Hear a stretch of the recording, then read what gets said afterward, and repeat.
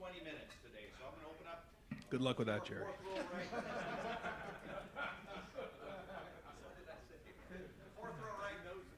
Fifth row right, Spencer Holbrook, Letterman row. Brent, you watched the film on this. You talk about offensive line progress every week, but what do you feel like you're finally seeing what you need to see from that group up front? Step in the right direction. You saw them playing hard, and that's the expectation. You know, they're not always going to be perfect, but we got to rock off the ball and finish people. And you know, I felt like it started with that week of practice that they had last week to build some momentum going into this week. It's got to happen again, starting today on Tuesday. Is a big practice for us. So you know, we got to win the game up front in this game. That's, you know, no surprise to anybody, and you know they'll be a big part of it. Fourth row middle, Pat Murphy, 24/7 Sports. Ryan, Coach Freeman said yesterday that he wants to be more aggressive in this game offensively than maybe he was a year ago. With the situation you guys have, still an offensive line kind of coming together, Kyle going on the road to a hostile environment for the first time, how do you manage a game like this maybe differently, or do you do anything differently given kind of those scenarios and going to a place like Notre Dame? Well, I think you build up, you know, in these first few games to figure out where you are going into this game, and you go from there. But I think that, you know, we got some confidence going into this game. We got a rhythm, so you know we got to have a great week of practice. But it's going to come down to, you know, winning the line of scrimmage for sure. It's going to come down to the fourth quarter, and you know who's going to be there in the end. And you know, they have a really good team. You know, Marcus does a great job. They have a great staff. You know, so you know we got to go win a top 10 game on the road, and our guys are really excited for this game. You can see it Sunday. You could see it even yesterday, guys. You know, buzzing around, and so now we got to have a great week of practice, and it's going to come down to, you know, who wants to compete more.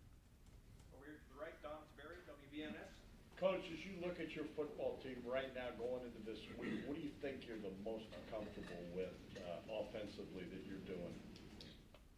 I think we have a good balance. I think that's important when you talk about, you know, the wide receivers, the running backs, the tight ends. You know, you've seen even in 3 games, I think multiple guys, you know, produce, and that's good. You know, when you can attack from different personnel groupings. And you know, it forces defense to have to play the entire field. They can't just, you know, focus in on one guy or one thing that you're doing. So I think we have a good balance, and I think that's going to be important in this game. Rep Hanna, Clay Hall, WSYS. How big a tone setter could this be for you to get to this checkpoint 4-0, as you say, to win this game on the road? And maybe the way you kind of manipulated, you said you ratcheted up the intensity. Can you do it again 2 weeks in a row? Oh yeah. That's what, you know, we don't have a choice. That's what we have to do. This is again top 10 you know, game on the road, and this is why, again, these are the kind of games why you come to Ohio State. You know, this is an exciting series because it's not something that happens very often. Ohio State, Notre Dame, you know, 2 of the bigger teams in the Midwest getting together for a home and home. You know, last year's atmosphere was electric. It'll be the same way on Saturday night. So our guys are really fired up for this. Fourth row right, Cameron Teague, Robinson, The Athletic.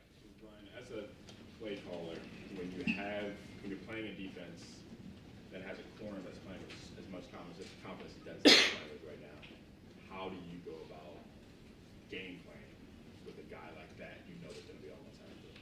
I mean, you always have to know where he is. You have to be aware of that, and you have to, you know, be smart about what you're doing and how you're doing it. I think that's probably the biggest thing is when you're dealing with a great corner, you need to know where he is, and you know, not that you're going to change your game plan, but you need to know, you know, is it right, left, is it field boundary, those type of things, so that, you know, your quarterback has an idea of, you know, the matchups that he's dealing with. And the good news for us is, you know, we have multiple really good players back there. So that's the same thing on offense. You know, when you're getting to games like this, oftentimes it can come down to the matchups, and you want to have enough depth and enough playmakers on both sides of the ball that when it comes to, you know, your star, you know, your next guy, your third guy, your fourth guy, those are all matchups that you have that are in your favor, and that can happen in games like this. Far left, Joe Nugent, WCMH. It's a rare trip up to South Bend. Do you think you'll be able to take a moment, even though it is such a big game, to sort of soak in where you are and enjoy it for a second? Probably not, but that's the game. Been there a few times when I was at Boston College. There's a lot of respect for the history of the program and what they've done. Grew up watching Notre Dame, and wonderful program, great tradition, and they do a great job. But yeah, I mean these are great moments. This is the highest level of college football, and all eyes will be on this game, and that's the way we love it. Fourth row middle, Tony German, Buckeye Huddle.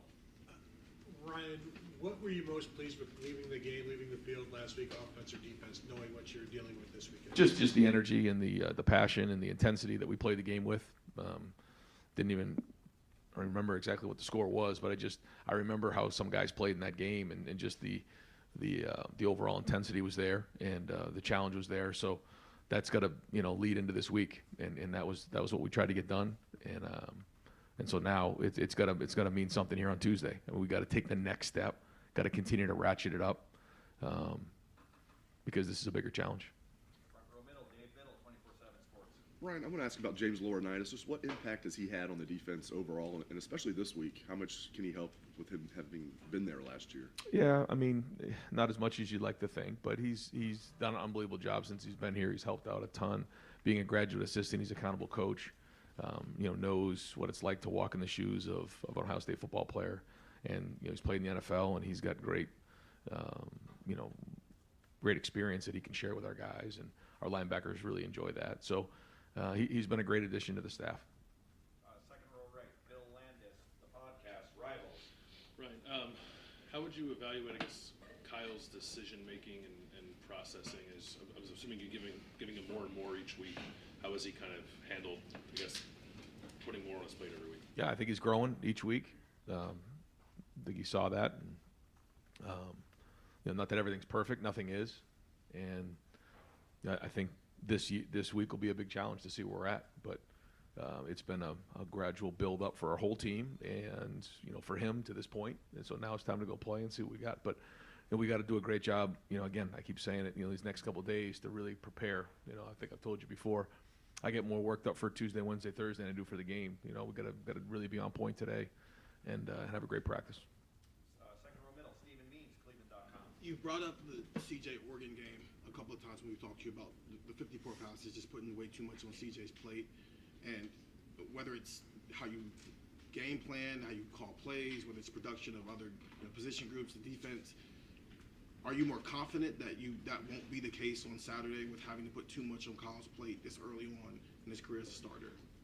And what does that look like in making sure that doesn't happen? Yeah, I mean, I think Kyle's, he has to go play the game, and we have to do whatever we can to win the game. That's the bottom line. Whatever that looks like, we're always looking for balance. We want balance. There's certain times where, like last year, we ran the ball a ton down the stretch, and we're good with making 5 or 6 yards a carry. But then there's also times where you got to throw it more because of what they're doing and how the game's playing out. So we have to be able to pivot either way, whatever it takes to win the game. Right behind him, Andy Andrews, 11 Warriors. Yeah, you talked about, after the Georgia game last year, being more expressive, emotional on the sideline in certain big games like this. So on Saturday, how do you plan to strike that balance between showing that emotion, providing that intensity to the team, and also staying poised when you need to and being calm? Yeah, well, I think it's just the overall, team approach. Even last week, you could see guys were, into the game. The sideline was passionate. Guys were. Coach Mick even got a penalty for walking out in the field. But hey, sometimes things got to go down. You know what I mean? That's our mentality as a team. It isn't just the leaders. It isn't just the coaches. It's everybody. And that's the way we're going to be this week. Front row right, Tim May. On 3, the Tim May Show. Thank you very much. So hope the refereeing crew from that DeSales Reedy game doesn't show up, right? That's a little joke there. Kind of a two-pronged question, but it dovetails. The feeling you talked about after that game against Georgia, and in Indianapolis, about just feeling hey, just go out and let it all hang out kind of approach. Do you have that confidence in Kyle that you can take that into this game? And then defensively also, have you seen enough to prove to yourself that this defense has taken the strides you wanted? Yeah, and I think that this is a group that has played in the big stage. You know, they have. I mean, the majority of these guys have done that, and they've seen it. You know, even though Kyle really hasn't, been on that stage, he's seen it. He's been around it. He knows what it looks like, and a lot of the guys coming back from last year's team they've been there before. So that's good going into it. And then I think you saw last week what we're capable of, and so yeah, I mean it's all there, and now it's just time to go do it. Right next door, Joey Kaufman, Columbus Dispatch. When they have this year, Notre Dame, a new offensive coordinator, new quarterback, obviously, in Sam Hartman. What stands out to you about this offense that they have this year versus where they were a year ago? Yeah, very different. Different coach, different quarterback. You can tell, Hartman is a veteran. He's been around. He's played a lot of football, accurate, very intelligent. A lot of good attributes for a quarterback. He's very good. Won a lot of games at Wake Forest, and obviously he's 4-0 now. Efficient. And I think they're doing a really good job with him. They're running the ball. They're running the ball out of multiple personnel groupings and efficient. I think just a different style of quarterback than when they had, Buckner last year. Just that was more of a quarterback run, spread run game. This is a little bit more pro style. He seems willing to certainly take shots downfield. And get 2 on Saturday, but over 70 yards. He's taking deep shots throughout the year. What stands out about the way he can do that, and what's the particular challenge with that? Well, I think anytime you deal with a pro style run game, you're dealing with run and play action, and I think they want to establish the run. It's clear, you can tell that. I think Estime's running really well. He's running hard, and then once that happens, it opens up things down the field, and so that kind of goes hand in hand, and they're doing a good job of that. They have a good plan and put it in place, and so that's a good challenge for our defense. We had a real long conversation about it all today, and we got to be able to rise to the challenge, understand exactly what you're talking about, because we've got to be aggressive, but we also have to make sure that we're running to the ball and giving great effort and avoiding big plays, all those types of things. Third row, Dan Hope, 11 Warriors. Ryan, what's the biggest difference you've seen in Tyleek Williams this year that's allowed him to make a more consistent impact? Well, it was great to see him play 50 plays in this game. I thought there was actually times where he got better as the game went on. He's got power. He's got strength at the point of attack. He's very athletic, and he missed a little bit of time with a little bit of a tweaked injury at the beginning of preseason, and I think now he's finally got his feet back underneath him. I think he's doing a better job with his hands. He's powerful. He's athletic, and so now it's time for him to go play his best football in this game, along with the rest of the defensive line. It's a big challenge. They do have a good offensive line that's well documented. So again, our guys have to have a great week of preparation. Far left, Whitney Harding, WCMH. Ryan, you talked about just the special matchup as far as these programs in the history. It's also a special matchup because of so many crossover. I mean, Warrenitis, they've already asked about him. There's a guy in the back of the room over there who knows. Devontae's there. Lorenzo's now here. How neat is that there's these programs so much crossover? Yeah, I think maybe just because of the location of where we are, and just now that Marcus is there and being a former Buckeye, there's guys from Ohio in the program, and vice versa. So we're not in the same conference, but now that we're playing against each other, I guess you recognize those things. But a lot of respect for that program, what they do. They do things the right way, and a lot of good coaches there and good players. Front row, Austin Ward, Rivals, the podcast. Did Mick have dawn patrol or anything for that penalty? Nobody did run like we run on Sundays. You have to run for a penalty. He did do his penance for that. Yeah.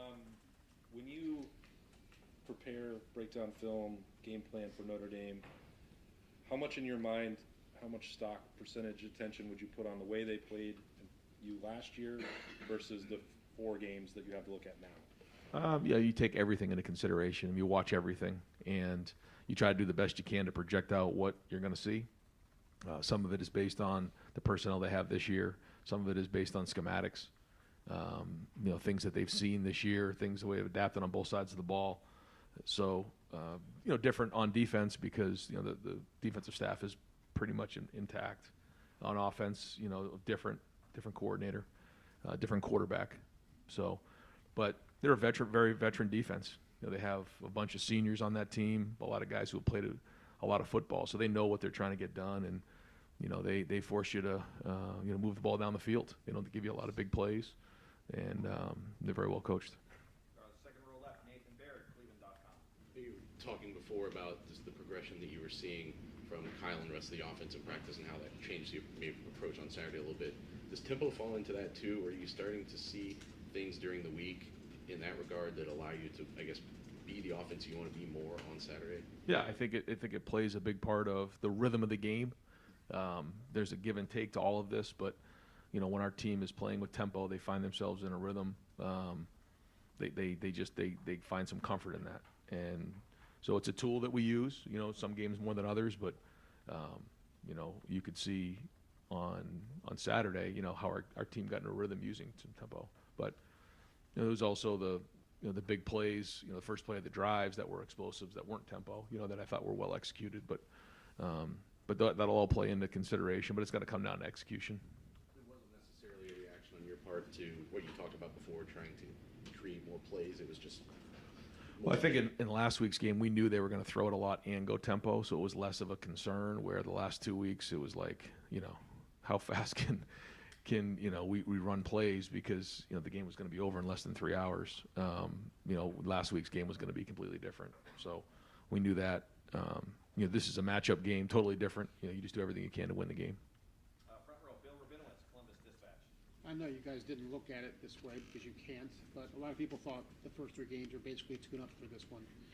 You entered the game with a lot of questions on your team. Compared to how you felt heading into the Indiana game, how good do you feel about where you are ready for this challenge now? Yeah, I mean, I'm glad that we went through those 3 games to get to this point, with, some of the new faces that we had, and we did work out some of the issues, and so I'm excited to get on the field and go play this one now. I think that we have a pretty good idea who our team is and where we're at, and so now it's time to go play. But yeah, to answer your question, we are in a much different place than we were week 1. And last year you did have an experienced quarterback, an experienced offensive line. You still only scored 21 points against Notre Dame. What was it that they did or you didn't do, and how much has that shaped your preparation for this game? Again, I think in matchup games, like, it really doesn't matter the score as long as you win. I think I get it when you're playing, Western Kentucky, it's a little bit of an eye test there and all that. But in that game, I thought we controlled the ball, we ran the ball, and, the time of possession was really important there. And we won the game. I think that's in that game, that was the right thing to do. Now you just never know what's going to come in this game, how it's going to shake out, what the back and forth is going to be. And, the ultimate goal is to win the game. That's it, and that's what we'll do in this one. But yeah, I think, looking back on that game, there was some things we did well, some things that we could have really done much better. But it was the first game of the year, and, weren't clean on some things, but there were some things that we did do well. Right behind him, Doug Lamarice, Kings of Columbus, and the broadcast. Ryan, last year Tyler Buckner's making his first start. CJ's back as a year 2 starter. Now Sam Hartman's been around forever. This is still pretty new for Kyle. In general, how much do you think quarterback experience matters in equal talent games on a big time stage like this? Is it a factor? Yeah, I think it's a factor. Yeah. How much one, I think, Kyle's been around. He hasn't played a whole bunch of football, but he has been around. He's seen it. So he's older and more mature than maybe a freshman who's coming in the same situation. But no, I think experience does play a part of it. It's not the number one thing overall. There's a lot of other things that come with it, but I do think it's significant. And you have to play the games whenever you play them. Last year it's week 1. Right. Now you've played 3, they've played 4. It feels like you just feel like you know more about your team, right. Maybe more about the opponent when a big time game like this is a little bit later in the schedule. Yeah. Is that true? Yeah. They've played 4, we've played 3, so it is a different approach than it would be for game 1. Yeah. Fourth row, Andy Backstrom, Letterman Row. Right, I know you said this game's decided at the line of scrimmage, but that Notre Dame back end is playing among the best in the country right now. What stands out about that group to you? Again, some guys who played a bunch of football. I think both corners are playing well. The safeties are playing well. I think the linebackers are excellent. They've seen a lot of football, played a lot of football. They're good players. There's some NFL players on that defense. They're well coached. Again, they don't give you a lot of freebies, not a lot of missed assignments. They tackle well. They're physical. So It's exactly what we expected. So, we got to go play well. Far right, Adam King, WBNS. I know you named Kyle the starter to kind of gain confidence on the field, but off the field, I know it's just been a week. Have you seen the locker room? Have you seen Kyle change and kind of grow now that he is the guy? I think so, yeah. Yeah, I think you've seen a little bit of a different approach. He had his best week of practice last week. Whether that was a coincidence or not, I'm not sure. But we'll see going into this week. But I do. I thought he graded out really well, on Saturday, and hopefully he can play his best football here this week. But I think that there was a little pep in his step for sure. Right next door, Andrew Gillis, Cleveland.com. Building off of Andy's question, with Benjamin Morrison for Notre Dame, what stands out to you when you watch him, and are you guys game planning as if he's going to follow Marv around on either side of the field? No, we're gonna just do what we do, but at the same time, he's a very good corner, good cover skills, competitive, good change of direction, runs well. He's very talented. Third row right, Dylan Davis, Delaware Gazette. Treviot's looked really sharp this season. I don't think that's a secret. Is he starting to maybe kind of elevate himself to be that guy you can't take off the field? And I guess what is the benefit of having that guy going into a game like this that you can ride? Yeah, well, when we need him to play great, his approach has been excellent. His competitiveness every day has been great. I think he's running hard. He's a weapon in a lot of areas, and yeah, that can be a difference maker for us. I thought he ran hard last year's game. He and Mayan both. So again, it's like anybody else. They got to play their best football, but you're seeing, a guy run downhill and make big plays, and he's certainly a threat once he gets in the open field. Is Mayan the third guy? Is Chip taking that second spot really? I know you're trying No, we haven't really put any kind of depth on that part of it. We'll still kind of roll the guys, but all are going to play. Thank you, Coach. We're going to wrap it up with a couple of quickies from Tim May on three. Yeah. Do you like that combination you saw? You're seeing now though with Travion and Trainum. And Trainum, has he surprised you a little bit the way he's stepped up? Came back to be a linebacker. You understand what I'm saying? Yeah, I know he hasn't surprised me because of his work ethic in the off season. He's got real speed. He's got power. He's got 1-2. He's got a really good leader, great attitude, tough. And so this was kind of what I thought we would see. With Hartman, in a nutshell, you can see he's in his 6th year, right? How does it show up? Just poise, decision making, overall command of the game, and then execution. Coach, thank you very much. All right, guys. Yep.